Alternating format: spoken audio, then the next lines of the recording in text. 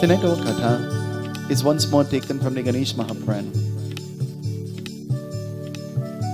A beautiful question is being asked tonight. And the question is,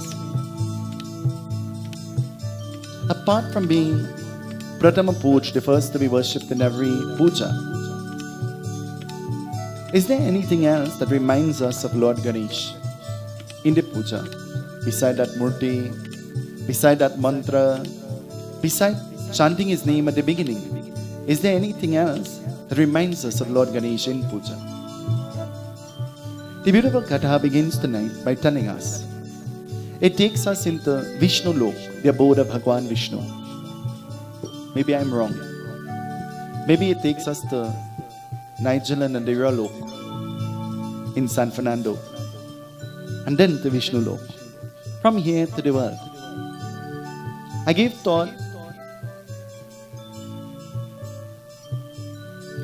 to what the experience in the past would have been like when we were out in Palmy's Park. And in my mind, I wished that we could have that opportunity again to go to the park and to experience that kind of feeling.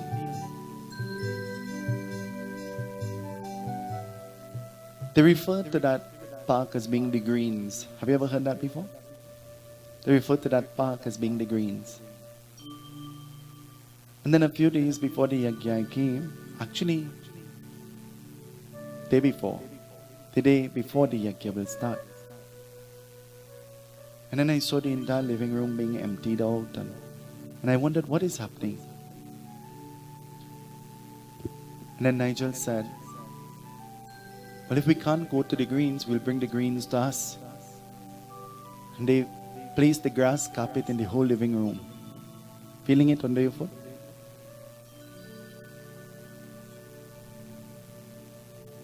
Many are called and few are chosen. Long ago, nobody had to tell you that you had to help. Long ago, nobody had to tell you or especially invite you to offer your assistance. Long ago, nobody had to pinpoint that this is your duty and this is your duty and you have to do this. There was a different kind of energy that went with the bhakti, the devotion in the time gone by. True or not? There is a different kind of energy. There is a different kind of bhakti now.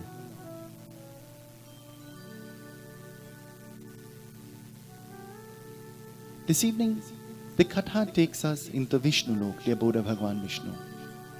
And what is happening there? The Lord Narayan, he is praying. Bhagwan Vishnu is praying.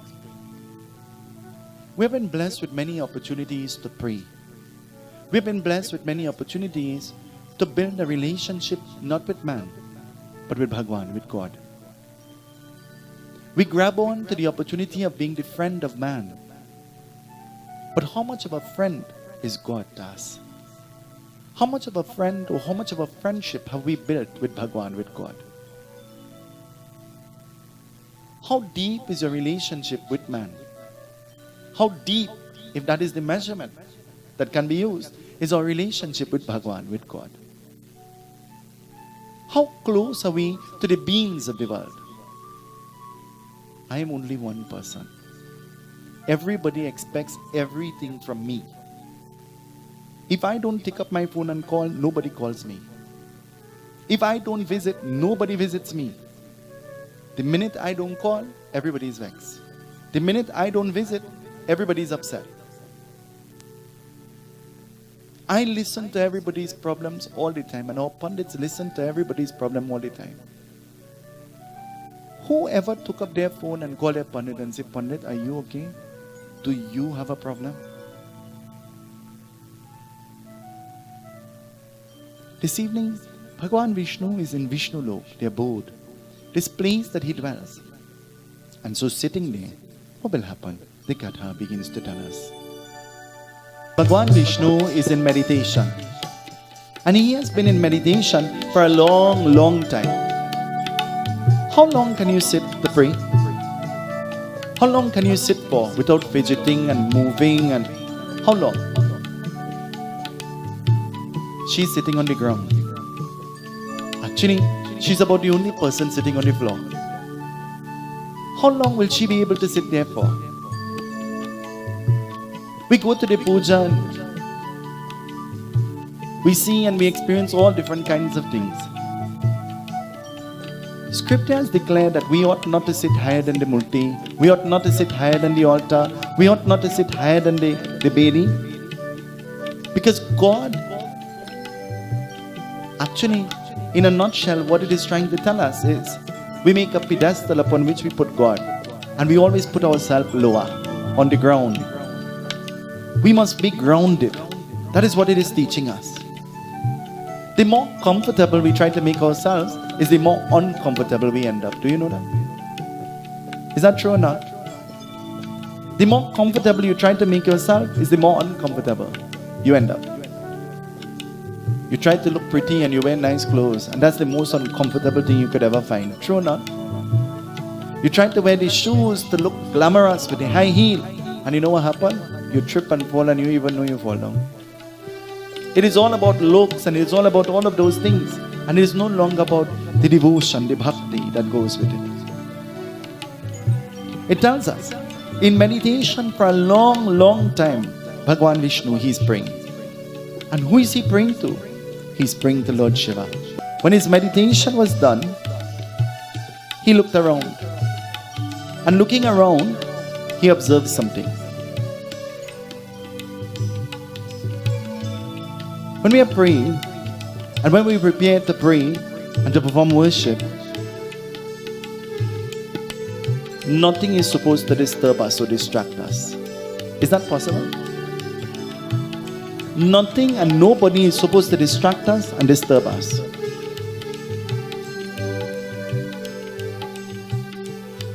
Anybody who knows me knows this about me. I will make all the joke, I will laugh, I will talk out of puja. But the minute we in puja, there is a difference. Do you know that about me? I will not talk, and I am not going to tolerate you talking. Because this is God time. And we ought to have some level of respect for Bhagwan, for God. We ought to show some kind of love and some kind of respect for Bhagwan. There is a time to play and there is a time to pray. When we are praying, we can't play. But when you are playing, don't forget that there is a God seeing you. Don't ever for one moment forget that there is a Bhagwan looking down at you, recording your every action and your every word and your every deed. Never forget that.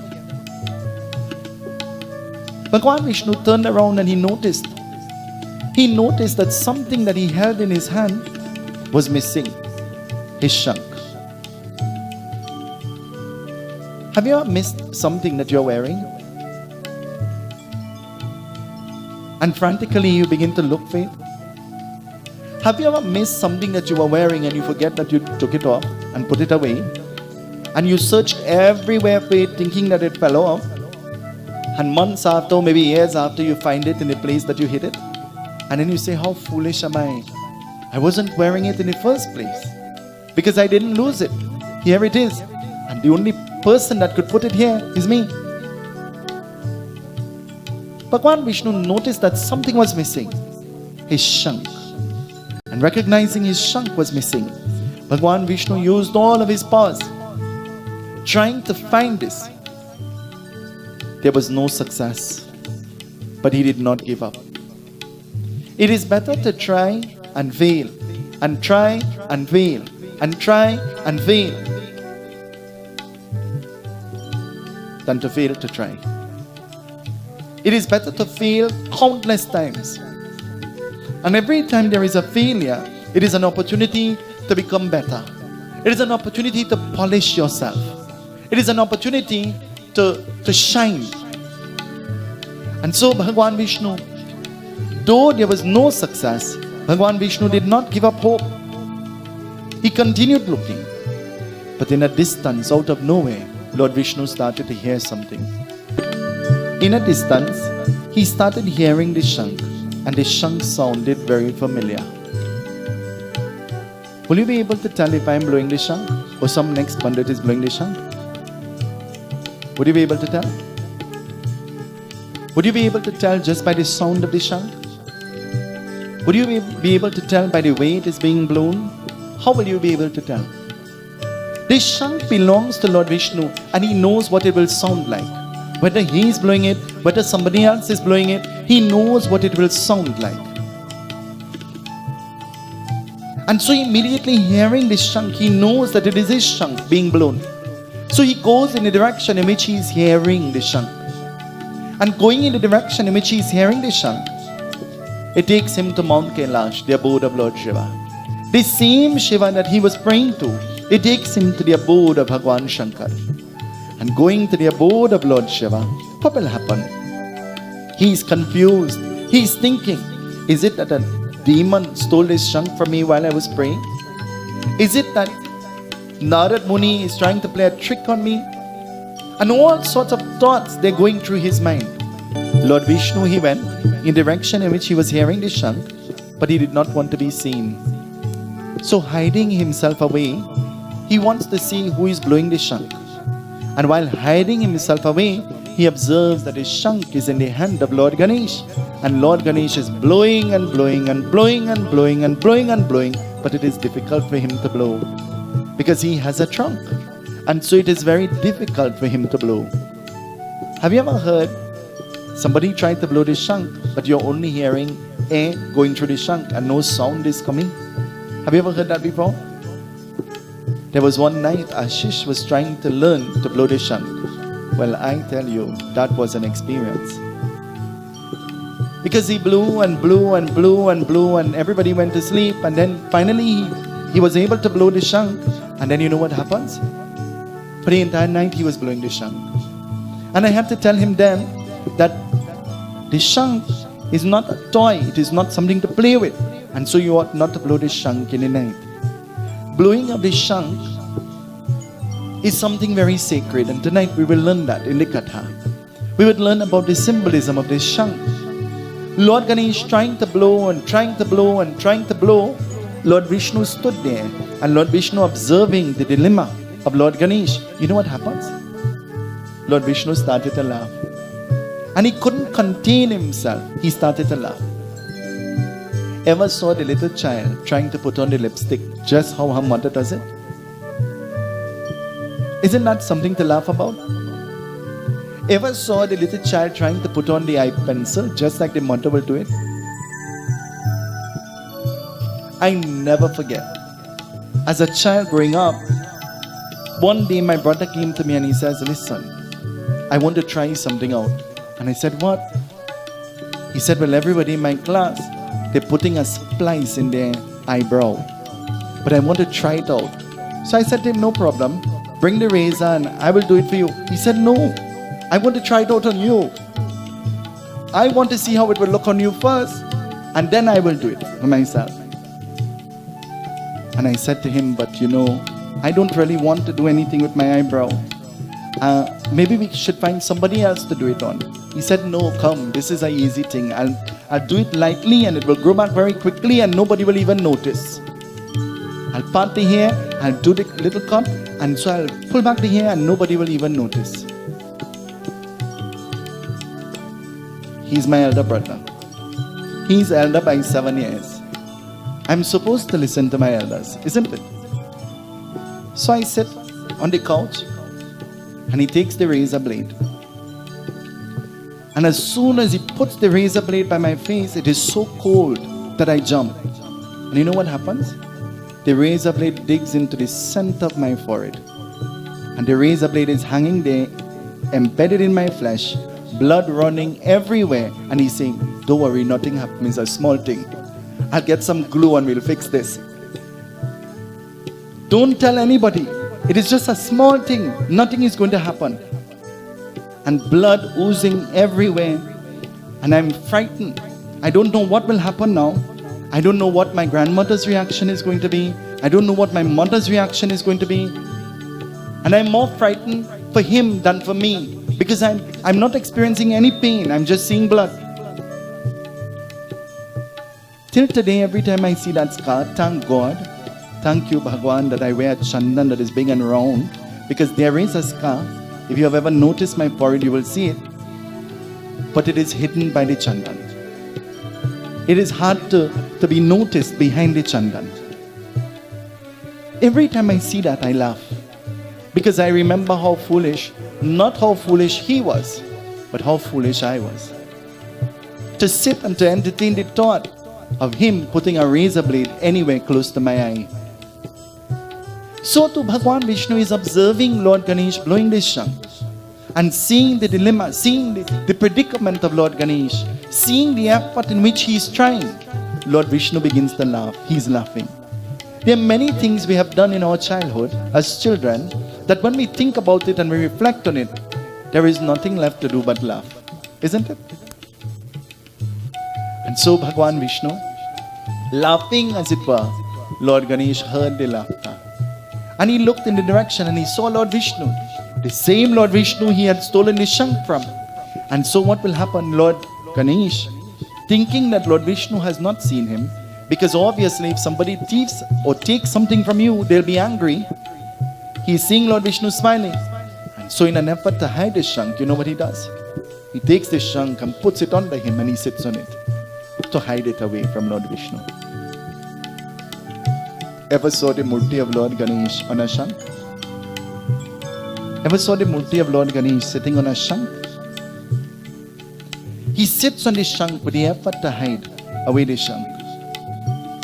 But the shank begins to grow and grow and grow. And so the more he tries to hide it, is the more noticeable it becomes. Do you know that if there is something you're trying to hide, the more you try to hide it, is the more noticeable it becomes? True or not? Ever got a little rip in your clothes? So you have to hold it all the time?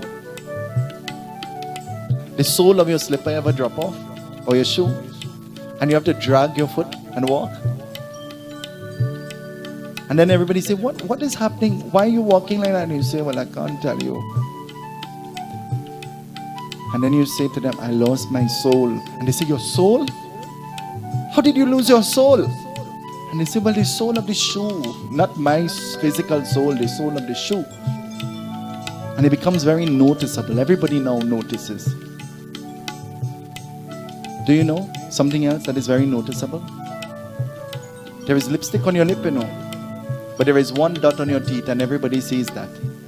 They're not seeing the one that you have on your lip, you know. They're seeing the one on your teeth. And then they make you so uncomfortable, they're only looking at you and going, ever saw that before? And they make you feel so uncomfortable. And the more you close your mouth and you try to hide it, the more they're doing this, you're laughing because you... Bhagwan Vishnu, he decides, I will not approach Lord Ganesh. He's a child. Let me go to Lord Shiva. And Hatha Jod with his hands together, Lord Vishnu stands before Lord Shiva. Lord Vishnu goes and he bows to Lord Shiva. And bowing to Lord Shiva is happy to meet with Bhagwan Vishnu. Immediately Lord Vishnu says, Lord Shiva, I am sorry to come. But I had to come because my shank was stolen by your son, Ganesh. And so I want to get it back. But I'm asking you, can you help me?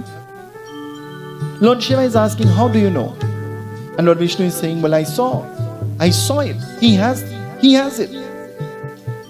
And so Lord Shiva is saying, then why did you come to me? If he stole your shank, you saw it with him, then why didn't you ask him?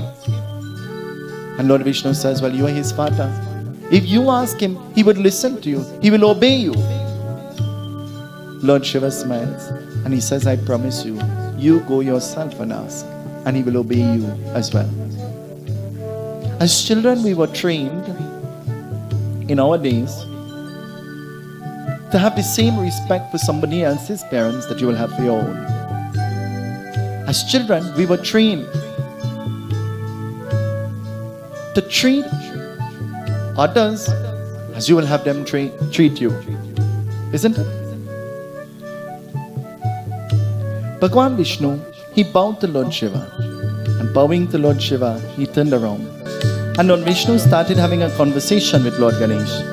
And he says, oh Lord Ganesh, I noticed that you have a shank. Tell me, where did you get it? And Lord Ganesh says, well, I came to visit you And so you were in great meditation. And so I really wanted to meet with you. I really wanted to see you. So I looked around and I saw your shank. And so I took it from in your hand. And I know that if I could blow this shank, when you hear it, you would immediately be waken up from your meditation and you will come in search of it. Lord Vishnu smiled. Has somebody ever borrowed something from you and you didn't know? They say they borrow. You say they what? You say what? We don't say take in Trinidad. Don't lie in the press. Talk the truth.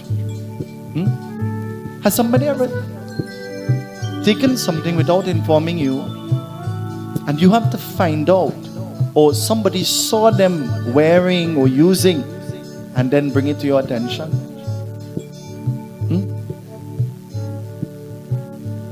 Sometimes we have so much that we don't even miss. We're not able to tell, we're not able to identify that something is missing. Bhagavan Vishnu says, then come. You're trying to blow the shank, but you're not able to blow it. Then come, let me teach you. And so Bhagavan Vishnu begins to teach Lord Ganesh of how to blow the shank. Having this lesson, Lord Ganesh now masters the art of blowing the shank because he's taught. But being taught, Bhagavan Vishnu says, now I must make my way back to Vishnu Lok. But making my way back to Vishnu Lok, I want to leave a blessing with you, Lord Ganesh. That wherever worship will be done to the Devatas and to the Devis, from the time the shank will be blown, it will summon the arrival and the presence of all the Devatas and all the Devis. And so today I give you this blessing, that even you will appear in that place where the shank will be blown. I give you this Varadan, Bhagavan Vishnu is saying to Lord Ganesh. And so Lord Ganesh accepts this. Bhagavan Vishnu, who is already holding his shank, he doesn't have to ask because his shank was given to him already. He makes his way back to Vishnu Lok. Last night when I came and I placed the jhori here, I said to him, can you help me take out the shank and the bell from the jhori? And he said, can I ask you a question? And I said, what? He said, you have to use this in every press? In every puja, do you have to ring this bell and blow this shank? Then how will we summon the presence of the Devatas and the Devis? How will we welcome them? Swagatam Ganesha, Sharanagatam Ganesha. Swagatam means to welcome. Welcome, please come. But as we welcome them and we give them their various spaces to sit, we blow this shank, summoning their arrival. In time gone by, the young boys knew how far the puja was when they listened to how much shank was blown in the puja. Well, if you're listening to how much shank blown in my puja, you will be confused because you'll not be able to tell how far or how long again the puja has. You'll not be able to tell. Because every parsad I offer, I blow the shank. When we do the invocation, I blow the shank. When we do the arti, I blow the shank. The arti in the puja, the arti to close the puja. You'll not be able to tell. I'm sure you'll not be able to time me. So if you're timing when the puja will be done, you'll be confused. Long ago, actually I know my brother. He will know when to come outside. He said, I heard the fourth shank is the arti. It's time for food. And he will come out. Tonight, Bhagavan Vishnu gives this special blessing to Lord Ganesh. That whenever the shank is blown, all Devatas and all Devis will come.